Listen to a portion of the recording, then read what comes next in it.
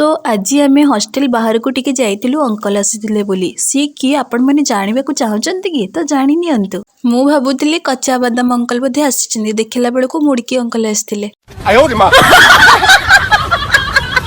मुझे सब अधिक भाभी दिए कौन करवा किणाकिणी करके रूम को लेकिन पलि आसलु देन इवनिंग रे जाइलु टिके बीच आड़े एपटे आमर कालू भाई बुलिकी पलि आसते बीच आड़ू ये थिला आमर नीलांद्री बीच एठी बहुत बढ़िया गार्डन वगैरह भी अच्छी चलते ए देखा कि विदेशी पक्षी उड़िकी आसता कहती